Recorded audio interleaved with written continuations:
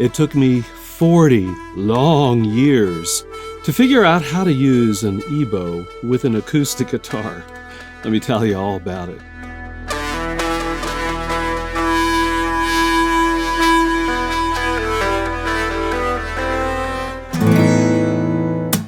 Yeah, if you've been hanging out here on the channel, you know I'm a big proponent of the Heat Sound EBow. I have probably featured it on well over 100 videos here on the channel. But one of the things I've always struggled with is using it with an acoustic guitar. I could never get the guitar strings on the acoustic, to really generate enough signal strength, if you will, to really sound good. And in fact, all due respect to other YouTubers, the examples that I've seen here on YouTube are generally very unsatisfying, at least for the kind of EBow sounds that I'm looking for. So kind of went on a quest over the last few weeks to try and figure this out. Is there a way to get a better sound with the EBow on an acoustic? So I thought about my experience playing EBow on the electric, and a big part of the technique is to leverage the electric guitar pickups. So when you move the EBow closer to the pickups, the signal strength increases. So you can use that to your advantage to create a very fluid, dynamic kind of sound. So I thought, well, maybe I need a magnetic pickup on my acoustic guitar. So what I did was I went and got a refurbished Fishman sound hole pickup and installed it right there. Just, it's like not a permanent installation, as you can see from the cable. Just kind of clamped it down with little cork pads. It's cool. And I gave it a try, and here's what I got when I first tried it with the EBow.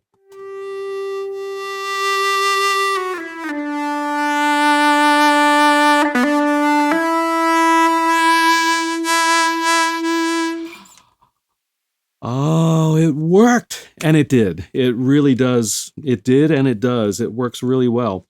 So you get the same dynamic with the EBow as you bring the EBow closer to the Fishman magnetic pickup. And by the way, it's a humbucker. I've got the humbucker style. That's great. All right. So problem is partially solved, but not all the way. So I saw a comment where a gentleman said, hey, I feel like I got a pretty good sound, but it only works on the B string, and that's what I was playing here. And I thought, well, what about those other strings? And I tried playing the EBow on the other strings over top of the sound hole pickup, and it didn't work very well. And I realized that the problem is because they were phosphor bronze strings, and they're not friendly to magnets, right? So I took them off and replaced them with a heavy gauge set of electric guitar strings. These happen to be elixirs. They go from 012 to 054 or 52. So they're very much like light gauge acoustic strings. And now when I play, for example, the G string, let me get this turned on here. Here's what I get.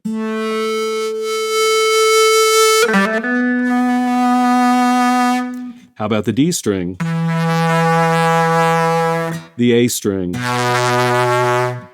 And the low E? Yeah, kind of messy there, but you get the point. You can get signal out of all the strings.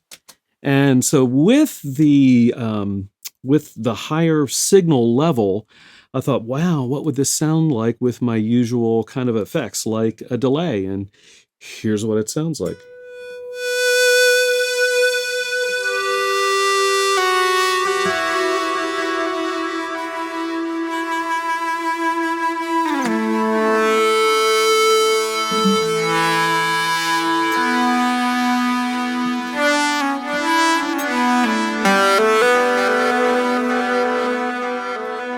I think it sounds really nice. Now, a couple of things to note with this solution is that the pickup can get rather shrill. Hear that? And I think if I use this like for serious recording use, I would probably slap an EQ on it and maybe a compressor to kind of control the dynamic of the tone. Also, I have to say I'm not huge into just the electric tone of the pickup. And so for this video, I'm also recording with this Zoom H4n. I'll see how it sounds when I mix it and edit the video, but I think that's something to be aware of too. It's a very electric sound. And I think I'm still getting used to the kind of the strength dynamic of the pickup. It seems kind of jagged the way it increases in strength, and I'm definitely not used to really being fluid on the wound strings yet.